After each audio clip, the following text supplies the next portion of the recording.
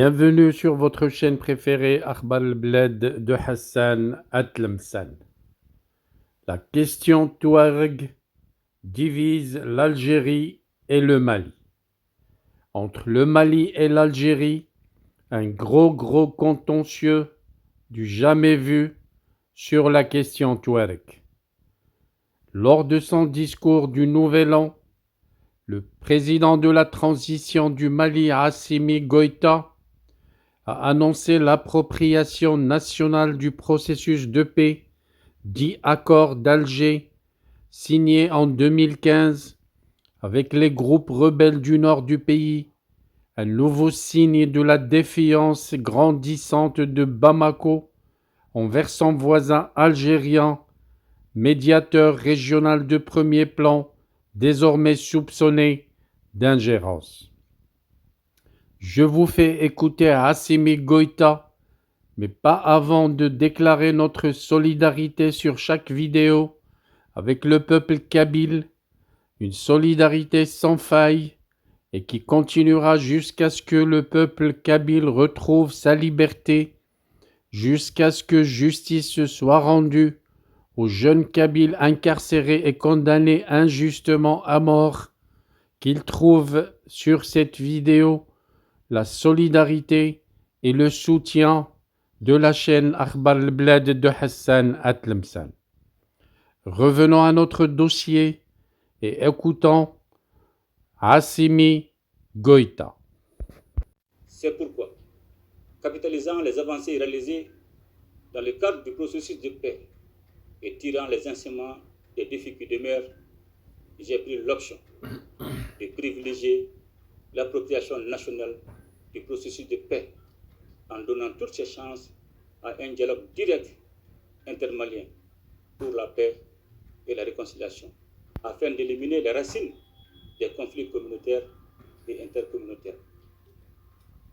Cette décision que nous avions déjà partagée avec les différents acteurs nationaux et internationaux concernés dès l'entame du retrait de l'aménagement exige de nous, Maliennes et Maliens, que nous nous donnions la main afin de réconcilier notre pays et assurer la cohésion nationale. À présent, je tiens à souligner que l'unicité, la laïcité de l'État et l'intégrité du territoire ne feront pas partie des sujets de discussion. Il s'agit en effet de créer les conditions pour que chaque Malienne et chaque Malien puisse s'épanouir dans un environnement marqué par la confiance retrouvée entre les communautés sous la protection de l'État. Un comité chargé de piloter ce dialogue sera mis en place dans un délai d'1 mois et devra déposer son rapport au plus tard en février. Cependant, la lutte contre les groupes armés terroristes se poursuivra jusqu'à la pacification totale du pays. Sur aucune portion du territoire national, il ne devrait y avoir de la place pour ceux qui ont décidé d'attenter à nos terres et à la vie de nos populations. Voilà donc, il était clair, Assimi Goïta, et ça se voit qu'un vent glacial souffle sur les relations diplomatiques entre le Mali et l'Algérie. Lors de son adresse nationale du 31 décembre, le président de la transition du Mali, Assimi Goïta, comme on vient de l'écouter, a annoncé le lancement d'un dialogue direct intermalien pour la paix et la réconciliation, affirmant vouloir désormais privilégier l'appropriation nationale du processus de paix.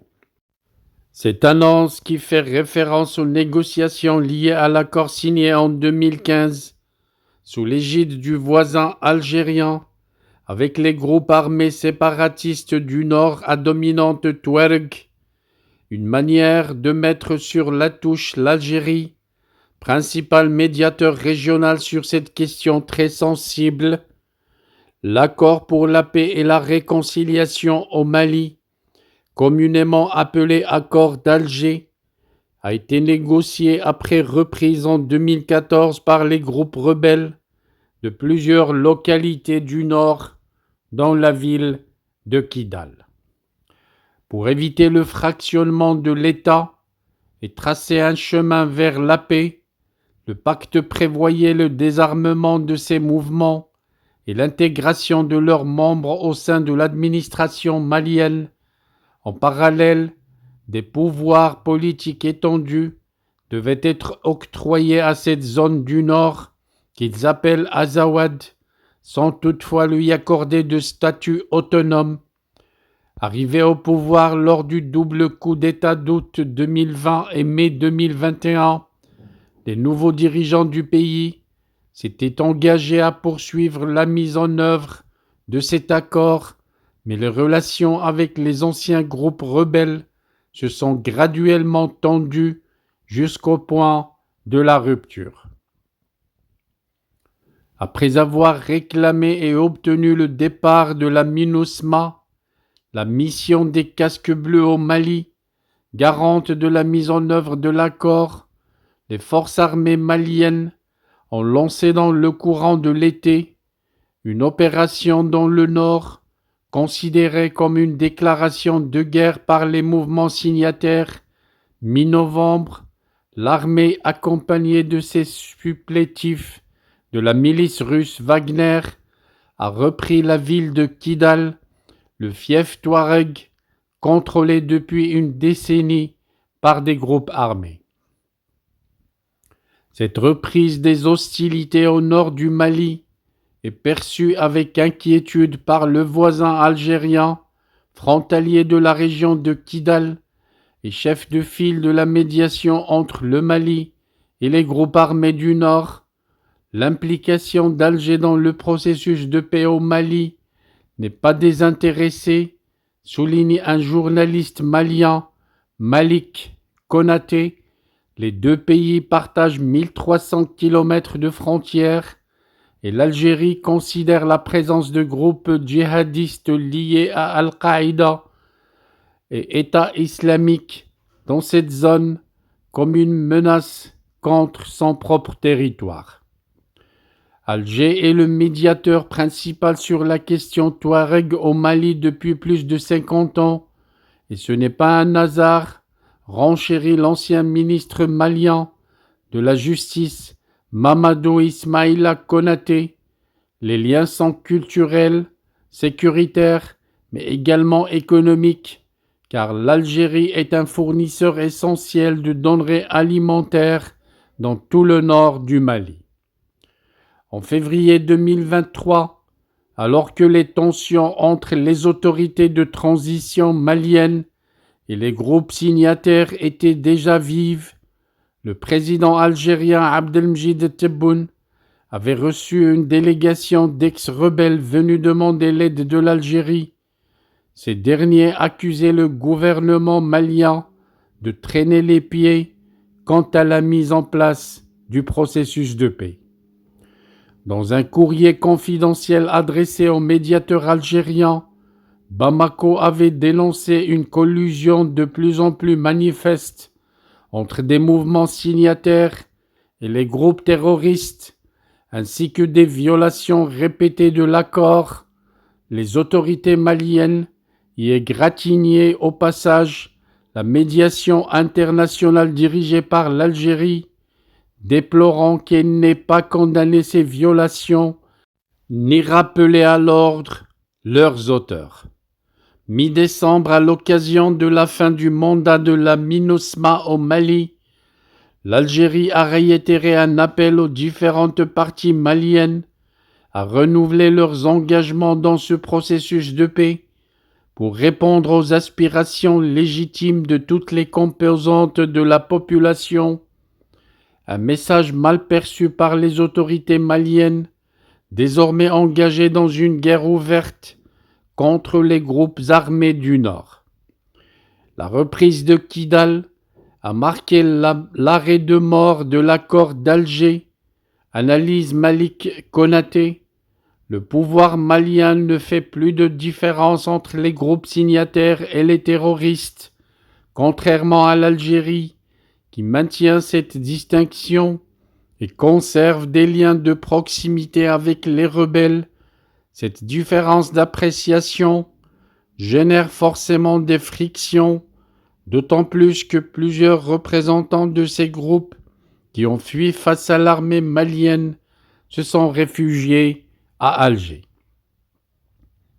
Dans ce contexte, les nouvelles consultations organisées en décembre en Algérie avec le groupe rebelle, puis la visite à Alger de l'imam Mahmoud Dicko, reçu le 19 décembre par le président Abdelmjid Tebboune, ont achevé de mettre le feu aux poudres, figure de premier plan lors des manifestations qui avaient conduit à la chute du président Ibrahim Boubacar Keïta.